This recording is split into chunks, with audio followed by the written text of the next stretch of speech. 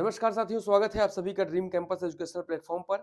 आज के सेशन को हम स्टार्ट करते हैं और स्टार्ट करने के क्रम में हम जो पहला टॉपिक लेने जा रहे हैं वो है रूसी तेल पर आयात शुल्क।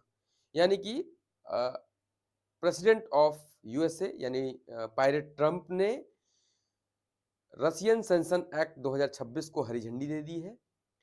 उनके अब हरी झंडी के बाद ये विधेयक प्रस्तुत होगा और जल्द ही अधिनियम बन जाएगा। अधिनियम बनने के बाद इसमें ऐसा प्रावधान किया जा रहा है कि रूस से तेल, यूरेनियम और गैस आयात करने वाले सभी राष्ट्रों पर 500 प्रतिशत का टैरिफ शुल्क लगाया जा सकता है। तो मुख्यतः जो टारगेट कंट्री हैं वो अपना भारत, ब्राजील और चाइना हैं जो इसके रूस के तेल के बड़े आयातक हैं। भारत किस प्रकार से इससे प्रभावित होगा और क्या हमारी इकोनॉमी पे इससे इम्पैक्ट पड़ेगा? निश्चित रूप से हम अच्छे खासे प्रभावित होंगे, हमारी इकोनॉमी पे बैड इम्पैक्ट पड़ने वाला है, हमें नए रास्ते तलाशने होंगे। साथ ही हमें हमारे देश के, हमारे राष्ट्र के जो इंटरेस्ट हैं उनको भी सुनिश्चित करना है। हमारी जो गुटनिरपेक्षता की नीति है और हमारी जो स्वायत्ता है, संप्रभुता है, ये उसको भी एक तरह की चुनौती है। तो इन सब के बीच एक कोऑर्डिनेशन, एक संबंध सामंजस्य बैठाना है कि कैसे भारत अपनी संप्रभुता को चुनौती न दिलवाकर यानी अपनी संप्रभुता को भी सुनिश्चित कर ले, अमेरिका के साथ भी डील कर सके और अपनी ज़रूरतों को पूरा भी कर सके। क्योंकि जो ये 500% का टैरिफ अगर लगता है तो भारत का व्यापार घाटा अमेरिका के साथ बहुत ज़्यादा बढ़ जाएगा। ऐसे में जो भारत के उद्योगपति हैं या भारत के जो डेवलपर्स हैं, जो सामान को बनाते हैं, जो मैन्युफैक्चरर हैं, भाई ये देखिए कि एक आपने पॉलिटी की पढ़ाई करते समय पढ़ा होगा, एक दबाव समूह होता है, एक जो प्रेशर ग्रुप होता है पॉलिटी में हमारे, तो ये प्रेशर ग्रुप अब भारत सरकार पर दबाव डालेंगे कि भारत सरकार जल्द से जल्द यूएसए से डील करे। ऐसा क्यों करेंगे वो? क्योंकि जो हमारे यहाँ से निर्यात होता हुआ रत्न है, हमारे यहाँ से निर्यात होती दवाइयाँ हैं, हमारे यहाँ से निर्यात होते हुए जो कपड़े हैं, अब उन पे उनकी प्रतिस्पर्धा यूएस के मार्केट में रह ही नहीं जाएगी। क्योंकि वहाँ पर इतना ज़्यादा टैरिफ हो जाएगा कि हमारी वस्तुएँ अनायास ही बहुत ज़्यादा महँगी हो जाएँगी। इसको इस तरह से समझिए, मान लीजिए अमेरिका भारत से एक जैकेट, जैसे ये जैकेट है, मान लीजिए भारत से जैकेट खरीदता था अभी तक 100 $10 में मान लीजिए खरीदता था। $10 में जैकेट खरीदता था, अब अगर 500% का टैरिफ लग जाएगा तो 10 पे 500% का टैरिफ लगाने के बाद ये जैकेट का रेट हो जाएगा ₹5000। तो अब जब इस जैकेट का टैरिफ 500% का टैरिफ लगा देंगे, 500 की ज़रूरी नहीं कि 500 ही लगा दें, किसी वस्तु पे 250 लगाएँगे, किसी पे 300 लगाएँगे, किसी पे 400, 450, 500% टैरिफ लगा देंगे। तो जो जैकेट पहले $10 में अमेरिका में मिल जाया करती थी, अब वो 5000 या 50 या 100 या $500 में मिलेगी।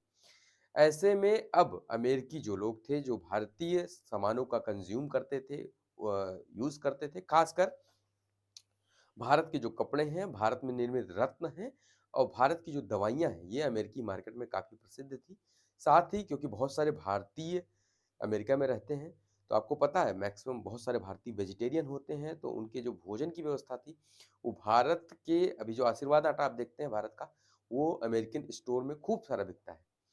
तो अमेरिकन स्टोर में अब वो आशीर्वाद आटा जो उन्हें $3 $4 में मिल जाया करता था, अब उसकी कीमत 30 40 $50 तक पहुँच जाएगी, जिससे उनके ऊपर भी असर पड़ेगा।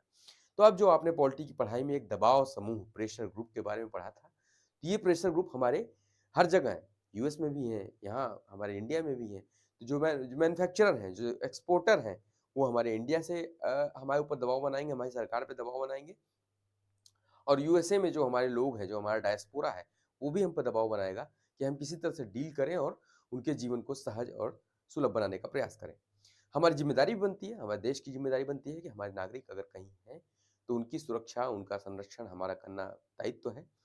अभी आपने देखा कि जो रूस का एक विमान जिस पे रूस का झंडा लगा चल रहा था, जिसे अमेरिका ने कैप्चर कर लिया, पायलट ट्रंप ने उसे कैप्चर कर लिया।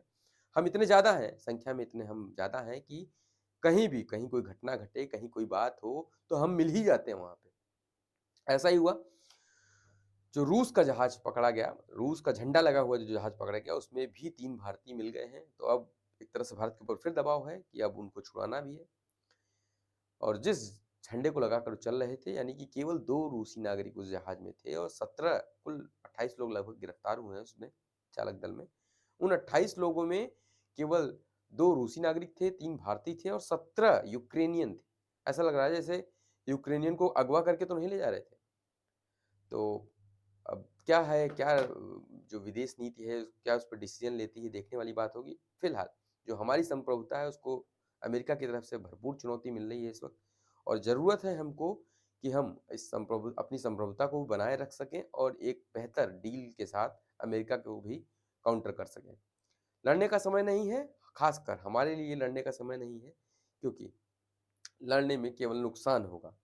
क्योंकि भारत को अपने दूसरे बाजार खोजने होंगे, और आपको पता है इस वक्त ईरान में क्या हाल चल रहा है। जेट का विरोध किस तरह, कल एक तस्वीर वायरल हुई ईरान में, जिसमें एक महिला, मैंने वो तस्वीर रखी है, अभी दिखाता हूँ आपको, कि वो एक महिला खामाजी के फोटो को जला रही है और उससे सिगरेट पी रही है, उससे यानी लाइटर की जगह उसका प्रयोग कर रही है।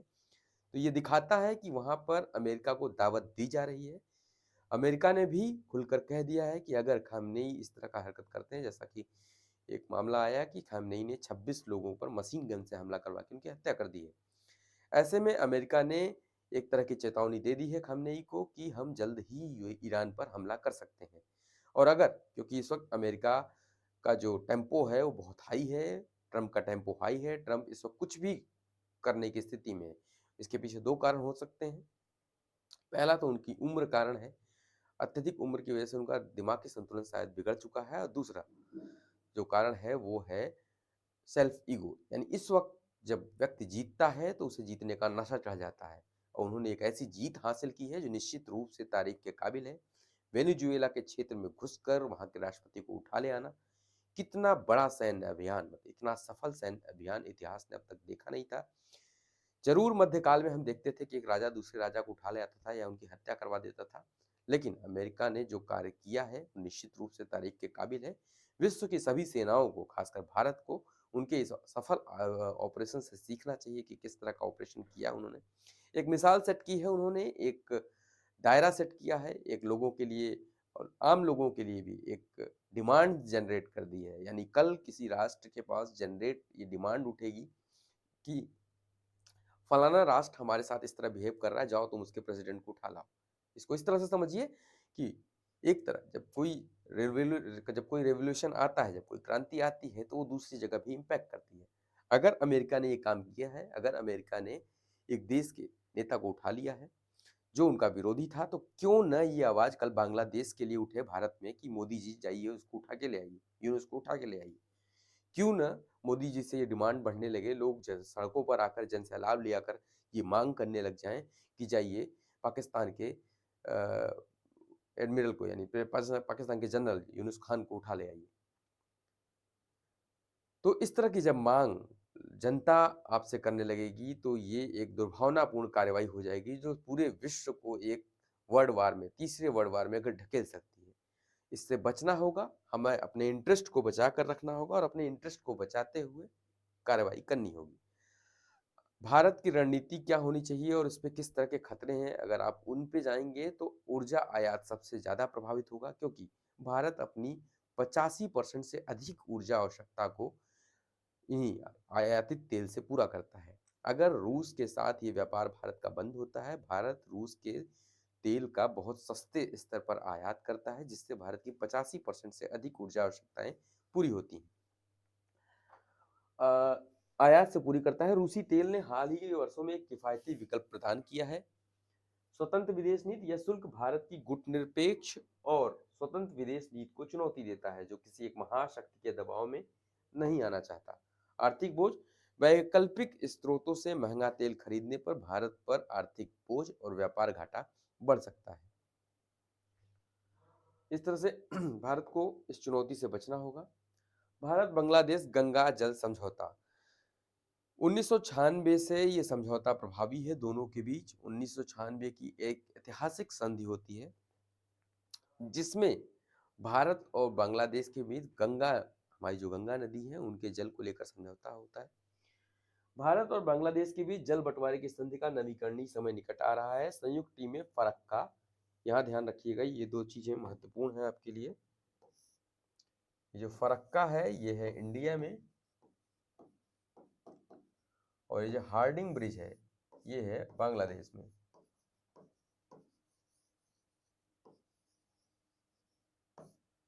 हार्डिंग ब्रिज है बांग्लादेश में और फरक्का है इंडिया में। दोनों के बीच यानी कि हमारे देश के जो ऑब्जर्वर हैं, जो इसको ऑब्जर्व करते हैं जल नियंत्रण को, वो फरक्का ब्रिज पे ऑब्जर्व करते हैं और हार्डिंग ब्रिज पे बांग्लादेश वाले ऑब्जर्व करते हैं। और वहां पे वो लोग ये देखते हैं कि कितना गंगा जल, कितना जल, कितना जल कौन सा देश यूज कर रहा है। इसके पीछे जो 1996 में समझौता हुआ उसमें एक व्यवस्था बनाई गई।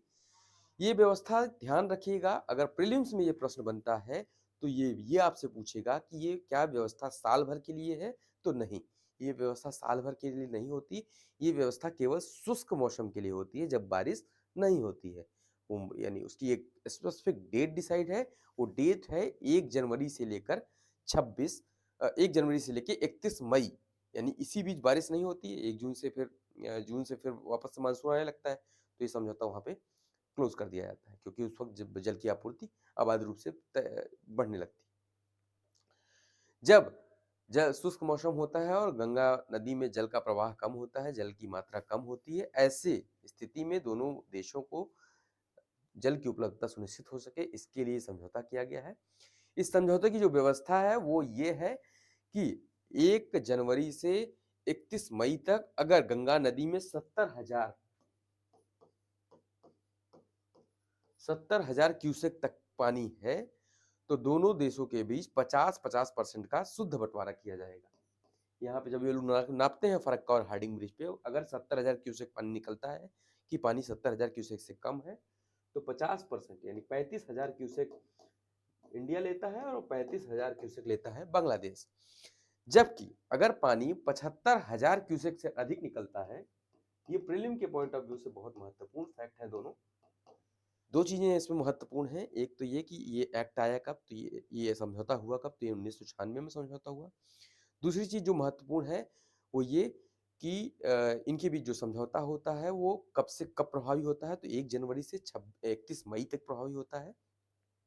इनके बीच पानी के बंटवारे का क्रम क्या है कि अगर 70,000 क्यूसेक से कम पानी है तो दोनों के बीच 50-50% का बंटवारा होता है। अगर 75,000 क्यूसेक से कम पानी है तो दोनों के बीच उस वक्त भारत लेता है 40,000 क्यूसेक पानी भारत लेता है और बचा हुआ 35,000 क्यूसेक पानी बांग्लादेश लेता है। यानी कि बांग्लादेश को ये सुनिश्चित किया गया है इस समझौते के माध्यम से कि उसे 35,000 क्यूसेक मिलना ही चाहिए, चाहे पानी कितना भी कम हो। यानी 70 से कम है, 70 है तो 35,000 मिलेगा, दोनों को 50-50 मिलेगा। अगर पानी की मात्रा अधिक होती है तो भारत को थोड़ा ज्यादा मिल पाता है। तो ध्यान रखिएगा, इसको पॉइंट को महत्वपूर्ण है। वीमार ट्रायंगल के साथ भारत की साझेदारी। यहाँ आप भारत के बढ़ते हुए भू राजनीतिक स्थिति को समझ पाएंगे। वीमार ट्रायंगल के बारे में पहले समझिए, तब आप समझ पाएंगे कि किस तरह भारत की स्थिति वैश्विक स्तर पर मजबूत हो रही है। भारत अब केवल द्विपक्षीय संबंधों पर चर्चा नहीं कर रहा है, अब केवल द्विपक्षीय संबंधों पर फोकस नहीं कर रहा है, बल्कि भारत इस वक्त क्षेत्रीय रणनीति में भी इन्वॉल्व हो रहा है। यानी एक मिनट रुको, यानी क्षेत्रीय रणनीति में भी विदेश मंत्री एस जयशंकर ने यूरोप यात्रा के दौरान वीमार ट्रायंगल, जर्मनी, फ्रांस और पोलैंड, ध्यान रखिएगा इस चीज को, कि भारत ने ये सुनिश्चित किया है अब कि हम क्षेत्रीय इकाइयों में भी संपर्क साधेंगे। अभी तक हम केवल कंट्री टू कंट्री बात करते थे, जैसे भारत बात कर रहा था केवल जर्मनी से, या भारत केवल फ्रांस से, या भारत केवल अमेरिका से। क्षेत्रीय रणनीति में भारत का इम्पैक्ट आ रहा है, दखल आ रहा है। इसका मतलब लोगों ने भारत को रिकॉग्नाइज करना प्रारंभ कर दिया कि या ये कंट्री हमारे लिए कुछ कर सकती है। इस वक्त खासकर जो वर्तमान में भू राजनीतिक स्थितियां बनी हुई हैं उनको देखते हुए, एक मिनट,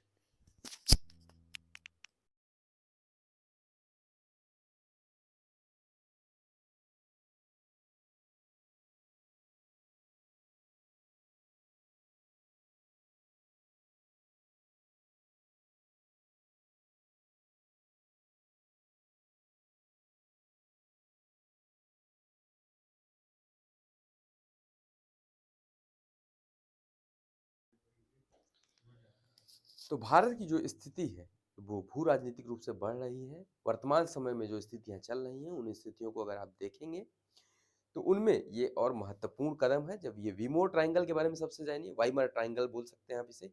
जर्मनी का एक शहर वाइमर, वहाँ पे 1991 में शीत युद्ध के बाद एक समझौता होता है, जिसमें ये 3 राष्ट्र जर्मनी, फ्रांस और पोलैंड एक साथ आते हैं।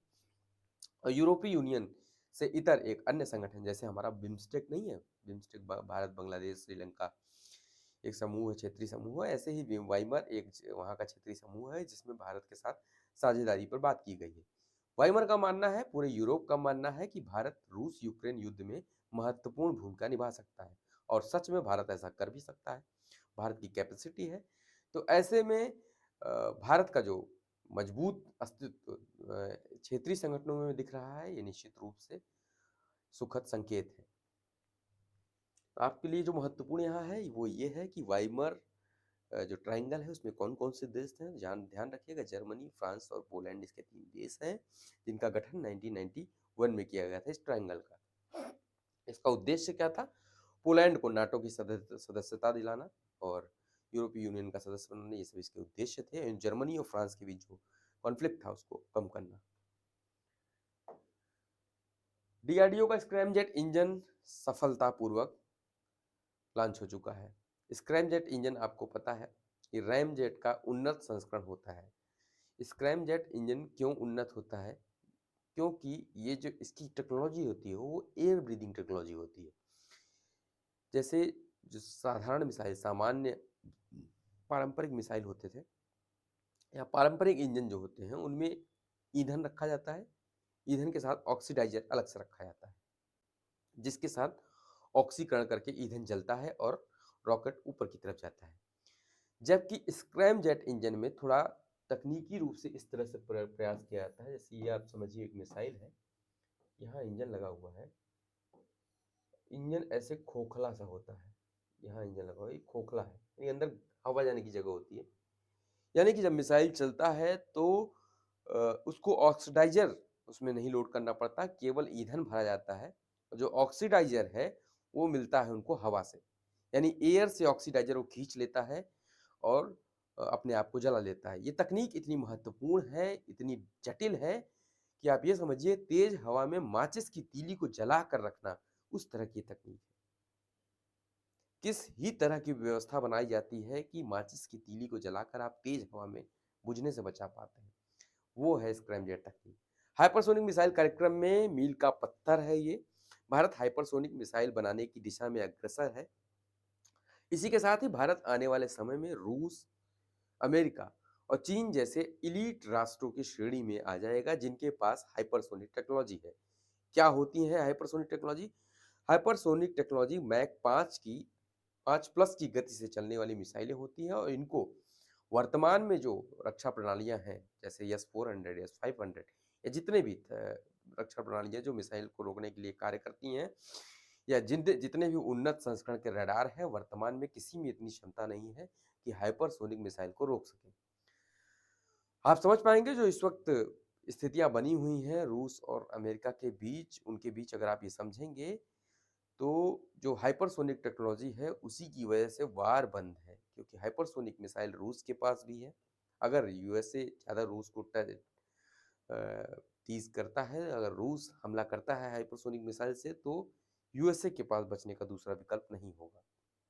बाद में भले ही आप तबाह कर दें, लेकिन एक ही परमाणु बम पूरे देश के लिए काफ़ी होगा, इवन पूरे कॉन्टिनेंट के लिए काफ़ी होगा। अच्छा, जो अभी घटना घटी थी, जो रूस के जहाज को कब्जा लिया है यूएसए ने, तो ऐसा खबरें आ रही हैं, ऐसे मीडिया तंत्र में बातें चल रही हैं कि रूस की पनडुब्बियां सेम एरिया में गश्त कर रहे हैं, रूस के फ्रिगेट सेम एरिया में जंगी मोड में गश्त कर रहे हैं। तो क्या ये आहट है तीसरे विश्व युद्ध की? अगर होता है तो बुरा है, नहीं होता है तो बहुत अच्छा है, लेकिन भारत को भी तैयार रहना होगा, क्योंकि हिमाकत कोई भी कर सकता है। फिलहाल की स्थितियाँ जो बनी हुई हैं उसमें ज़रूरत है कि सबको संयम के साथ काम करना चाहिए, सभी राष्ट्रों को आपस में। हालांकि अब मजबूर किया जा रहा है कि आप एक कंसोर्टियम बनाएं, आप सब लोग मिलकर एक ही राष्ट्र के प्रति कोई नया कानून लाएं, कोई नई नीति अपनाएं। कब तक यूरोपीय यूनियन अमेरिका का साथ देता है, ये देखने वाली बात होगी। यूरोपीय यूनियन अगर अमेरिका के अपोज में आता है, जैसा कि उम्मीद है कि जल्दी ही ऐसा होगा, अगर ऐसा होता है तो जल्दी ही एक नया पोल बनता हुआ दिखाई देगा आपको। रक्षा अनुसंधान और विकास संगठन डीआरडीओ ने full scale actively cooled long duration scramjet engine का सफल ग्राउंड परीक्षण पूरा किया है। मैक 6 की गति क्षमता है इसकी, लंबी दूरी की सटीक मारक क्षमता, दुश्मन की वायु रक्षा को भेदने में सक्षम है। हाइपरसोनिक प्रौद्योगिकी का महत्व की बात करेंगे तो रणनीतिक श्रेष्ठता हमने आपको बता दिया, भारत अमेरिका चीन और रूस जैसे एलिट राष्ट्रों की श्रेणी में आ जाएगा। निवारक क्षमता, वायु को पूर्व खाली हमले को रोकने में इसकी क्षमता होगी।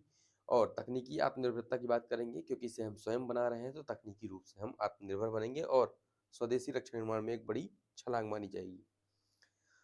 इसरो के महत्वाकांक्षी मिशन जो 2026 में होने वाले हैं उनको एक बार हम देख लेते हैं। तो सबसे पहले है गगनयान, भारत का पहला मानव युक्त अंतरिक्ष मिशन।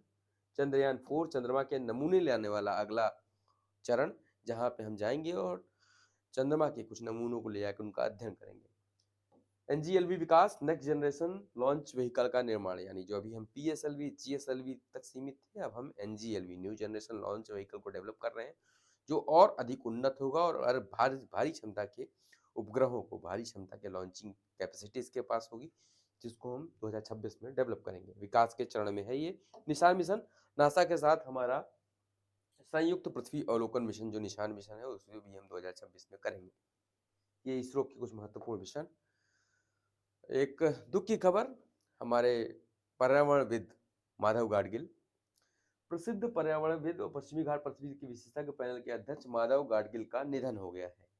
ये वही हैं जिन्होंने पश्चिमी घाट पर वेस्टर्न घाट इकोलॉजिकल प्रिंसिपल दिया था, जिसके आधार पर इकोलॉजी को बचाने की चर्चा फिर से चर्चा में आ गई है।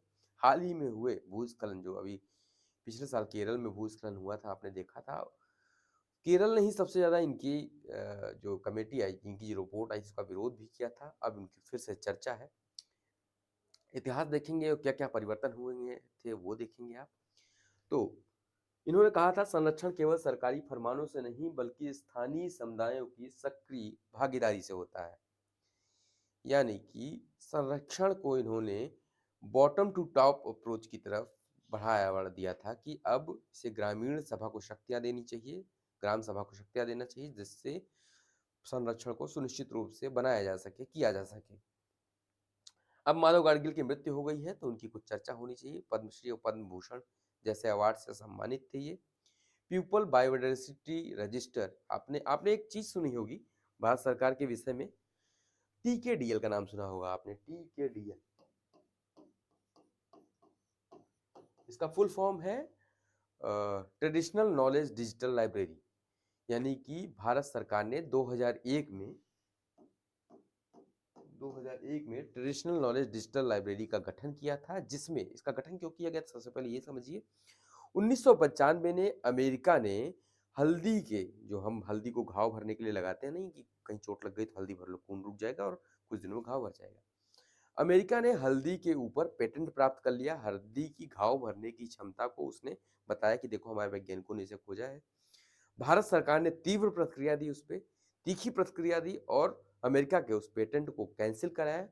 कैंसिल कराने के क्रम में उस वक्त भारत सरकार को यह आभास हुआ कि हमारे नॉलेज को, जिसे ट्रेडिशनली हम जानते हैं, पारंपरिक रूप से हम इसका वहन करते हैं, पारंपरिक रूप से हम इनका प्रयोग करते हैं, वो हमारा नॉलेज हमसे बाहर जा रहा है और लोग उस पर पेटेंट ले रहे हैं और कल को हमें ही ला के बेचेंगे। खासकर ये 3 चीजों के विषय में हुआ, बासमती चावल, हल्दी और नीम। इसी तरह यूरोपीय यूनियन ने नीम के औषधीय गुणों को पेटेंट करा लिया था, हमने उसका भी विरोध किया, उसको भी खारिज कराया। इसी तरह बासमती चावल के विषय में हुआ। जब ये चीजें घटी तो भारत सरकार के सीएसआईआर ने, सेंट्रल सीएसआईआर ने टीकेडीएल का गठन किया आयुष मंत्रालय के सहयोग से। उस वक्त आयुष मंत्रालय नहीं था, स्वास्थ्य मंत्रालय के सहयोग से टीकेडीएल का गठन किया गया और इनवाइट किया गया इसमें लोगों को कि आप अपनी राय दे सकते हैं, आम लोग भी अपने ट्रेडिशनल नॉलेज को बता सकते हैं। ये आपके प्रीलिम के पॉइंट ऑफ व्यू से बहुत महत्वपूर्ण हो जाता है, क्योंकि टीकेडीएल में ऐसी व्यवस्था है कि जो 5 महत्वपूर्ण विश्व की भाषाएं हैं, अंग्रेजी, फ्रेंच, जर्मन, 2 के नाम मुझे नहीं याद आ रहे हैं, इन 5 भाषाओं में हमारे ट्रेडिशनल नॉलेज जो हमारे संस्कृत, तमिल और तेलुगु ये सब भाषाओं में जो हमारे ट्रेडिशनल नॉलेज है, इनका अनुवाद इन 5 वैश्विक भाषाओं में किया जा सकेगा, ताकि कोई भी वैश्विक स्तर पर हमारे ट्रेडिशनल नॉलेज को पढ़ सके और अनावश्यक रूप से पेटेंट मांगने से बच सके। उसी आधार पर माधव गाडगिल ने एक पीपल बायोडायवर्सिटी रजिस्टर की परिकल्पना की थी। उन्होंने इस डायवर्सिटी को बनाकर पेशकश की थी कि लोग यानी बॉटम स्तर पर लोग, ग्राम सभा के लोग जो जानते हैं किसी बायोडायवर्सिटी प्लांट के बारे में जिसे अभी तक हम नहीं खोज पाए, आप उसमें लाके रजिस्टर करें, हम उस पर अध्ययन करेंगे। यानी कि अगर आपसे प्रीलिम्स में ये प्रश्न बनता है कि पीपल्स बायोडायवर्सिटी रजिस्टर की परिकल्पना किस समिति की अनुशंसाओं पर आधारित थी, तो वो माधव गाडगिल जी ही थे। इनकी एक पुस्तक है, वो भी बहुत फेमस है पर्यावरणविदों के बीच में। इनकी लोक केंद्रित पारिस्थितिकी की अवधारणा को भारत में संरक्षण नीतियों को नई दिशा प्रदान की थी। जब बात होती है माधव गाडगिल की, तो आपको जानना चाहिए कि इनका जो 2011 में इनकी रिपोर्ट आती है, खासकर केरल के विरोध के कारण, केरल राज्य के विरोध के कारण इनकी रिपोर्ट को नहीं माना जाता। बाद में 2013 में कस्तूरी रंगन समिति आती है, जिसकी रिपोर्ट के आधार पर पर्यावरण यानी पश्चिमी घाट का संरक्षण प्रारंभ होता है। इन दोनों रिपोर्ट में जो कुछ खास अंतर थे उनको समझ लीजिए। सबसे पहले गाडगिल समिति की सिफारिशें समझिए। तो पारिस्थितिकी संवेदनशील क्षेत्र पश्चिमी घाट को 3 श्रेणियों में विभाजित करना, ESZ1, ESZ2 और ESZ3, जिसमें ESZ1 सर्वाधिक संवेदनशील क्षेत्र था। स्थानीय भागीदारी, ग्राम सभाओं को संरक्षण निर्णयों में प्रमुख भूमिका देना, सतत विकास, पर्यावरणीय संरक्षण के साथ आर्थिक गतिविधियों का संतुलन स्थापित करना इसका उद्देश्य था। हम बात करते हैं माधव गाडगिल और कस्तूरी रंगन समिति में जो मुख्य अंतर थे, वो ये अंतर थे कि माधव गाडगिल ने 64% एरिया को यानी पश्चिमी घाट के लगभग 64% एरिया को पारिस्थितिकी रूप से संवेदनशील घोषित किया था, जबकि कस्तूरी रंगन ने मात्र 33% या 37% एरिया को ही इस रूप में शामिल किया, जिसकी वजह से अत्यधिक भूस्खलन, अत्यधिक बाढ़, इस तरह की घटनाओं में वृद्धि हुई है। क्योंकि मानव उत्खनन वहां पे हुआ कि ठीक है, आप पेड़ काटिए, आप काट सकते हैं, आप फैक्ट्री लगा सकते हैं, क्योंकि जब एरिया संवेदनशील नहीं रहा एरिया, इसलिए ऐसा किया गया।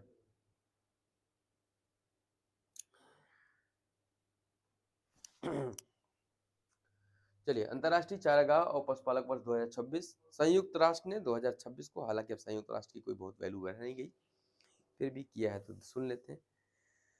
अंतर्राष्ट्रीय चारागाह और पशुपालक वर्ष 2026 घोषित किया है। अगर आप डाटा की बात करेंगे तो विश्व की भूमि चारागाह के रूप में केवल 25% है, जबकि मात्र इसी 25% भूमि का 50% पशुपालन किया जाता है।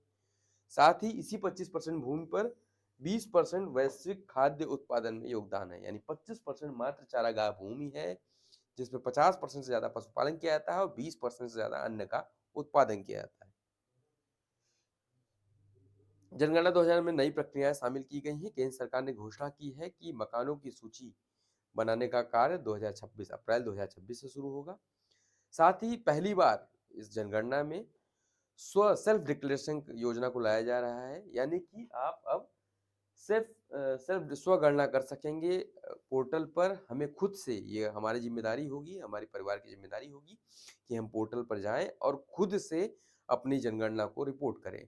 इससे होगा क्या, इससे आपकी जवाबदेही सुनिश्चित होगी, क्योंकि जब हम खुद करते हैं, जब BLO आके घर पे करता है तो कुछ गलती होने की गुंजाइश होती है, जबकि अगर हम खुद करते हैं तो आप पर क्लेम किया जा सकता है, आप पर कार्रवाई की जा सकती है। ऐसे में पारदर्शिता बढ़ेगी, जिम्मेदारी बढ़ेगी, जवाबदेही सुनिश्चित होगी और जनगणना को डिजिटल रूप से तीव्र गति से कम धन को खर्च करके किया जा सकेगा। ये सब प्रक्रियाएं की गई। इसी के साथ आज का सेशन समाप्त होता है। Thank you. मिलते हैं हम दूसरे सेशन में।